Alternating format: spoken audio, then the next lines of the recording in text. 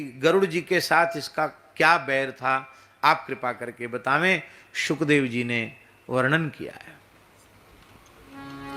एक समय सर्पों ने पंचायत की, रमणक द्वीप सर्पों का द्वीप है। उन्होंने पंचायत की कि गरुड़ जी कभी भी क्रोधपूर्वक आते हैं और हमारे बहुत बड़े समूह को संहार करके चले जाते हैं। ऐसे तो हमारी जाति ही नष्ट हो जाएगी। क्या करें? बोले गरुड़ जी की शरण में चलो भैया। और हमारे बहुत बड़े समूह को संहार करके चले जाते हैं। ऐसे तो हमारी जाति ही नष्ट हो जाएगी। क्या करें? बोले गरुड़ जी की शरण में चलो भैया। सब पंचायत करके गरुड़ जी की शरण में गए। महाराज हम शरण में हैं। गरुड़ जी का शरण शब्द बोल दिया, अब नहीं खाएंगे। कहो क्या बात है? बोले बात यही है कि आप क्रोध पूर्वक आते हैं, हमारे न जाने कितने नाती पोतों को, नागों को आप खा जाते हैं, और नहीं तो मार डालते हैं, समाप्त कर देते हैं। तो ऐसे तो बहुत कठिनाई होगी। ऐसा है कि हम लोगों के परिवार से एक नाग प्रतिदिन आपके स्थान तक पहुंच जाया करेगा, वहीं आप आ जाया करो, उसी को खाकर आप चले जाया करो। पंचायत हो गई। एक दिन काली नाग का नंबर आया। काली नाग गया, ये अहंकारी था। ये गया तो उसने और छोटे मोटे, गरुड़ जी रोज रोज नहीं आते थे, रोज एक नाग चला जाता था। कुछ इकट्ठे हो गए, कुछ दिनों में गरुड़ जी आके खा गए। तो इसने क्या किया, जो पहले से नाग इकट्ठे थे उनको तो खुद ही खा गया और खुद गरुड़ जी से युद्ध करने के लिए बैठ गया। वो बहुत अहंकारी था। गरुड़ जी आए, गरुड़ जी ने देखा बड़ा दुष्ट है। गरुड़ जी ने एक पंखे की चोट के प्रहार किया। कांपता हुआ ये काली नाग भागा वहां से, और प्रचंड वेग भगवान के गरुड़ का प्रहार वह सहन नहीं कर पाया और दौड़ करके आया, इस काली हृदय में आकर छिप गया। क्यों छिप गया? क्योंकि काली हृदय में गरुड़ जी को शाप था कि यहां तुम अब द्वारा आओगे तो तुम्हारे मस्तक के 100 टुकड़े हो जाएंगे। ये बात काली नाग को पता थी। आप कहे गरुड़ जी को ऐसा साप शौभरी ऋषि ने क्यों दे दिया? शौभरी महर्षि यमुना जी के जल में तप कर रहे थे, डूब करके। आज भी आपने दर्शन किया होगा, पानी गांव है वृंदावन से लगा हुआ। पानी गांव, पानी गांव नहीं, कौन सा गांव? नहीं नहीं, पानी घाट अलग है। सुनरख, सुनरख गांव, सुनरख गांव जो शौभरी ऋषि की तपस्थली है। ये सुनरख गांव क्षेत्र की बात है। गरुड़ जी शौभरी ऋषि तपस्या कर रहे थे और गरुड़ जी आए, उनको लगी थी भूख। अब ब्रह्मा जी ने गरुड़ जी के आहार के रूप में नाग, मत्स्य आदि यही उनके आहार के रूप में निश्चित किए हैं। ब्रह्मा जी ने किया है तो गरुड़ जी को उसका दोष नहीं है। गरुड़ जी ने स्नान किया, एक बड़े मत्स्य को पकड़ा, वो खा लिया। उसके परिवार की मछलियां रोने लग गईं, हाय हाय हम तो सौभाग्य चिन्ह शून्या हो गई, हमारे साथ बहुत अन्याय हुआ। उनको रोते हुए देख करके शौभरी जी को दया आ गई, उन्होंने शाप दे दिया कि अब तुम रो गाओ मत, कोई बात नहीं, अब यहां गरुड़ जी नहीं आएंगे। अब आज के बाद यदि गरुड़ जी यहां आए तो उनके मस्तक के 100 टुकड़े हो जाएंगे। काली नाग आके रह गया। बड़ी शिक्षा ग्रहण करने योग्य बात है। किसी भी सज्जन को, महापुरुष को, साधु पुरुष को कहीं आने पर आप रोक लगावेंगे, भले ही उसके मूल में आपकी दया कारण आप मानते हो, पर किसी साधु सज्जन पुरुष के आने पर प्रतिबंध लगाएंगे तो वहां फिर सज्जन तो कोई आएगा नहीं, कोई न कोई दुष्ट आकर वहां बैठ जाएगा।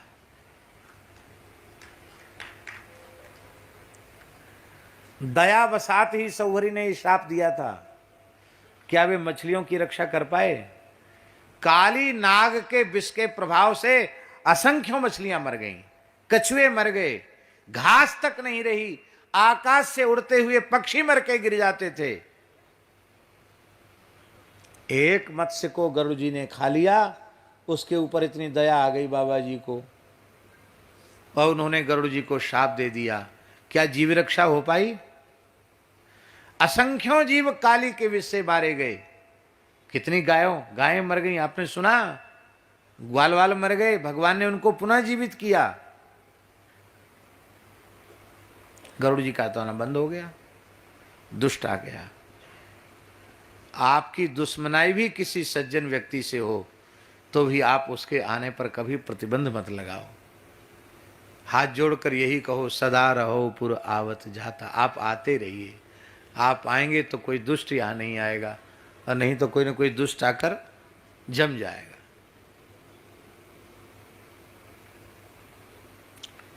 विठल जी, भक्तापराध कितना भयंकर होता है। गरुड़ जी भक्त हैं, भगवत पार्षद हैं, उनका अपराध महर्षि शौवरी से बना, उसका परिणाम क्या हुआ? उसका परिणाम यह हुआ कि उसी यमुना जी के जल में शौहरी महर्षि डूबकर तप कर रहे थे, और उन्होंने एक महामत्स्य का मछलियों के साथ विहार देखा। मन में सोचने लगे, अरे देखो, हमने तो ये जीवन ऐसे ही तपस्या करके सुखा डाला, गृहस्थियों को भी बड़ी मौज है, देखो ये भोग योनि में पड़ा हुआ मत्स्य है, पर मछलियों के साथ रमण करके कितना आनंदित हो रहा है। अरे हम तो ऐसी बुढ़ापा आ गया, हमारी तो ऐसी जिंदगी बीत गई, बेकार चली गई जिंदगी। ये मन में आया।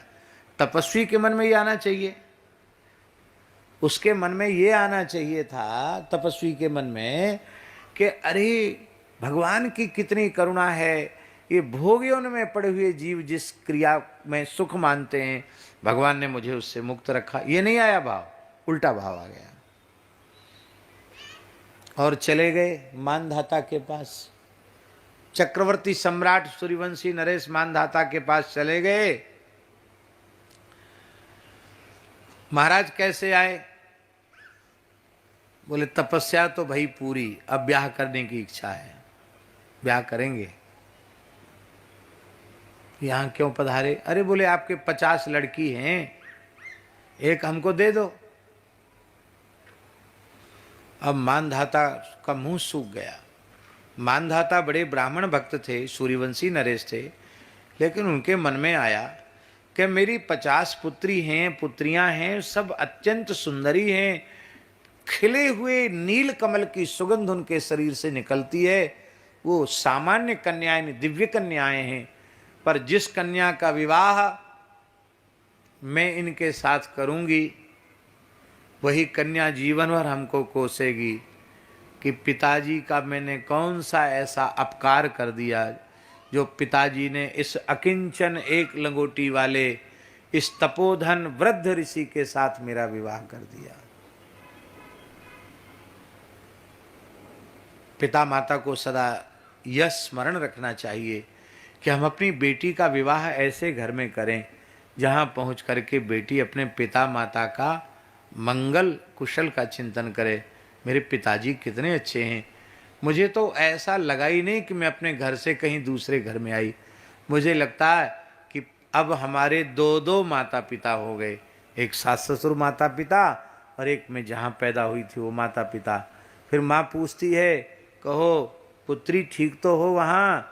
वो कहती है, माँ आप बुरा मत मानना, आप जितना लाड़ प्यार बचपन में करती थी उससे 100 गुना लाड़ प्यार मेरी सास करती है, मेरे ससुर जी करते हैं भले ही 100 गुना न करती हो, पर यह सुन के लड़की की माँ को कितनी खुशी होती है, मेरी बेटी बहुत अच्छे घर गई। ये संसार की स्थिति है।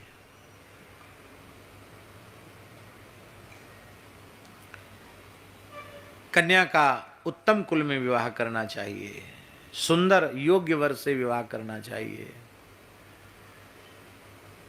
तो बड़ा चतुर चतुर था मानधाता। मानधाता ने कहा महाराज कोई बात नहीं, 50 कन्याएं हैं ना, आप रनिवास में जाइए, जो कन्या आपको पसंद कर ले बस उसी से आपका ब्याह पक्का।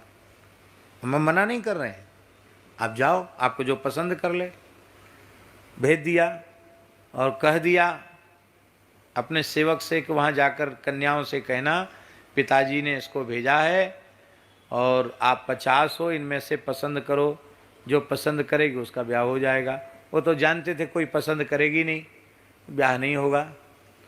पर सौभरी महर्षि जान गए कि ये क्या चतुराई कर रहा है राजा। उन्होंने अपने उस वृद्ध रूप का त्याग योग बल से कर दिया और इतने सुंदर युवक बन गए, 20-25 वर्ष के इतने सुंदर युवक हो गए। रेशमी वस्त्र शरीर पर हैं, चंदन का अंगराग है, कमल के समान खिले हुए विशाल नेत्र हैं, बहुत ही दिव्य स्वरूप, कामदेव भी लज्जित हो जाए ऐसा स्वरूप। और जब उस स्वरूप में महर्षि सौभरी गए, वो 50 लड़कियां झगड़ने लगी जिनमें कभी झगड़ा नहीं होता था। वो सब कहने लगे नहीं नहीं तुम्हारा ब्याह नहीं, पिताजी ने मेरे लिए भेजा है, पिताजी ने मेरे लिए भेजा, मैं विवाह करूंगी इनसे, मैं करूंगी। सौभरी जी बोले झगड़ा क्यों करती हो, हम तो संतोषी ब्राह्मण है, 50 ही ठीक है, चलो झगड़ा किस बात का, 50 पसंद कर लिया तो चलो 50 के साथ विवाह कर लिया। चला गए जमुना किनारे, अपने योग बल से 50 स्वर्ण के महल तैयार कर दिए और स्वयं के भी 50 रूप बना लिए और 50 पत्नियों के साथ अलग अलग महल में देवताओं को भी जो भोग दुर्लभ हैं वो भोगने लगे। मानधाता ने मन में सोचा चलें अपनी बेटियों की खबर लेके आवें, क्योंकि बाबा जी ने दहेज तो लिया नहीं। लौट के आए, सबसे बड़ी बेटी के भवन में गए, उसने प्रणाम किया, बोले पिताजी ने पूछा कहो बेटी कैसी हो। बोले महाराज बुरा मत मानना, आप मेरे पिताजी हैं, आप सप्तद्वीपवती पृथ्वी के एक छत्र सम्राट हैं, पर ऐसे रत्न, ऐसा वैभव, ऐसा स्वर्ण निर्मित महल आपके पास भी नहीं है जो महर्षि ने अपने तपोबल से प्रकट किया है। मैं बहुत सुखी हूं, इंद्राणी को भी वो सुख इंद्रलोक में नहीं है जो मुझे इन महर्षि की सेवा में है। पर क्या करें पिताजी, एक बात से मैं दिन रात दुखी रहती हूँ। कहा कौन सी बात। बोले ये 24 घंटे यहीं बने रहते, बाहर जाते ही नहीं, तो मेरी 49 महीनों का क्या हो रहा होगा, तो किसी की खबर ही नहीं लेते हैं। डर के मारे इनसे हम बोल भी नहीं सकते कि आप वहाँ क्यों नहीं जाते हैं या उनको यहाँ क्यों नहीं बुलाते हैं। अरे बोले ये तो बड़ा अनर्थ है। तुरंत वहाँ से गए, दूसरे महल में गए, दूसरी लड़की ने भी यही कहा और तो सब बात का सुख है, और 49 के यहाँ ये नहीं जाते, यहीं रह जाते हैं। तो 50 भवनों में उनको देखा, 50 लड़कियों ने एक ही शिकायत की। तब समझ में आया कि अरे 5000 संतान हुई सौभरी की, कितनी 50 से 5000, बड़ा नाती पोतों का पूरा कुनबा हो गया, बड़ा खानदान हो गया। और अंत में उन्होंने पश्चाताप किया, संगम त्यजेत मिथुन व्रतिनाम मुमुक्षु, जो संसार चक्र से छूटने वाला है ऐसा मुमुक्षु पुरुष, मिथुन धर्मी, दाम्पत्य भाव से जीवन बिताने वाले व्यक्ति उनका संग न करे। संगम त्यजेत मिथुन व्रतिनाम मुमुक्षु, मनुष्यों का संग न करे, ऐसे पशु पक्षियों का भी संग न करे। मेरे जैसे महान तेजस्वी ऋषि का ब्रह्म तेज नष्ट हो गया, मेरी तपस्या नष्ट हो गई, ये किसका फल था? ये गरुड़ जी के अपमान का फल था। चाहे जितना बड़ा हो जाए, वैष्णव का, संत का, हरिभक्त का अपमान होगा, उसका परिणाम तो भोगना पड़ेगा। यद्यपि महर्षि सौभरी हैं, वो अपने सब कुछ त्याग कर उन्होंने संन्यास लिया और फिर योग बल से देह त्याग कर भगवान के धाम को गए, उनका कुछ बुरा नहीं हुआ। लेकिन इतने समय अंतराल आया कि नहीं आया?